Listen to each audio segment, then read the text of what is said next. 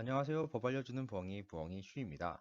최근 스토킹 범죄의 처벌 등에 관한 법률, 줄여서 스토킹 처벌법이 시행되었습니다. 스토킹 범죄를 처벌해야 한다는 목소리는 예전부터 있었습니다. 그러나 이는 번번이 국회의 문턱을 넘지 못했습니다. 그나마 2012년 경범죄 처벌법을 개정하여 지속적 괴롭힘을 처벌하는 규정을 만들긴 했습니다만, 이는 10만 원 이하의 벌금, 구류 또는 과료에 해당하여 실질적인 처벌이 되기 어려웠을 뿐더러 다양한 스토킹 범죄의 행위 양태를 포함하기 어려웠습니다. 단순히 상대방의 명시적 의사에 반하여 지속적으로 접근을 시도하여 면회 또는 교제를 요구하거나 지켜보기, 따라다니기, 잠복하여 기다리기 등의 행위를 반복하여 하는 것만을 처벌하였습니다. 그러나 휴대폰을 통해서 이루어지는 스토킹 범죄도 많습니다. 지속적으로 문자를 보내거나 전화를 걸어 불안감을 유발하는 행위처럼 말입니다. 이러한 행위에 대해서는 경범죄 처벌법으로 처벌할 수 없습니다.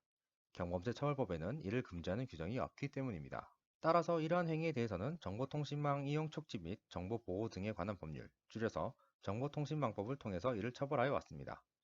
정보통신망법 제74조에서는 공포심이나 불안감을 유발하는 부호, 문헌, 음향, 화상 또는 영상을 반복적으로 상대방에게 도달하게 한 자는 1년 이하의 징역 또는 1천만 원 이하의 벌금에 처하도록 규정하고 있습니다. 아이러니하게도 경범죄 처벌법보다 더 강하게 규정하고 있었습니다. 경범죄 처벌법의 지속적 괴롭힘이 스토킹 행위를 처벌하고자 만들어진 규정이었습니다만, 실질적으로 경범죄 처벌법으로는 스토킹 행위에 대한 처벌 효과는 미미했던 셈입니다. 이러한 한계점을 토대로 스토킹 처벌법이 제정된 것입니다. 이제 스토킹 처벌법에 대해서 살펴보겠습니다. 스토킹 처벌법은 2021년 4월 20일 제정되어 2021년 10월 21일부로 현재 시행 중에 있습니다. 스토킹 처벌법은 총 21개 조문으로 이루어져 있습니다. 제1장은 총칙으로 스토킹 처벌법의 목적, 정의에 대해 규정하고 있고, 제2장은 스토킹 범죄 등의 처리 절차, 제3장은 벌칙을 각 규정하고 있습니다. 스토킹 처벌법에서 가장 중요한 것은 스토킹 범죄에 대해 정의하고 있고, 이를 처벌한다는 점입니다. 그러나 이러한 처벌 규정 외에도 스토킹 처벌법은 스토킹 범죄 피해자를 구제하기 위한 다양한 조치를 규정하고 있습니다.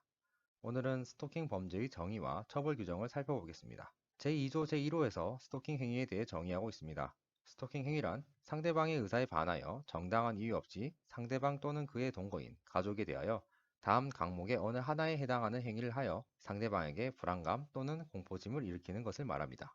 항목의 행위에는 접근하거나 따라다니거나 진로를 막아서는 행위, 주거, 직장, 학교, 그 밖에 일상적으로 생활하는 장소 또는 그 부근에서 기다리거나 지켜보는 행위, 우편, 전화, 팩스 또는 정보통신망을 이용하여 물건이나 글, 말, 부호, 음향, 그림, 영상, 화상을 도달하게 하는 행위, 직접 또는 제3자를 통하여 물건 등을 도달하게 하거나 주거 등 또는 그 부근에 물건 등을 두는 행위, 주거 등 또는 그 부근에 놓여져 있는 물건 등을 훼손하는 행위 등이 있습니다.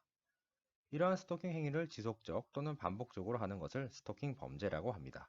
특히 그동안 정보통신망법으로 처벌하는 행위도 여기에 포함시켰습니다. 게다가 스토킹 상대방에 대해서만이 아니라 그의 동거인, 가족에 대해서도 이를 금지하고 있습니다.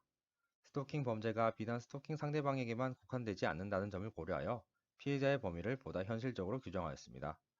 이와 같은 스토킹 범죄를 저지른 사람은 3년 이하의 징역 또는 3천만 원 이하의 벌금에 처합니다. 흉기 또는 그 밖의 위험한 물건을 휴대하거나 이용하여 스토킹 범죄를 저지른 사람은 5년 이하의 징역 또는 5천만 원 이하의 벌금에 처합니다. 다만 제1항에 따른 스토킹 범죄에 대해서는 반의사 불벌죄로 규정하고 있습니다.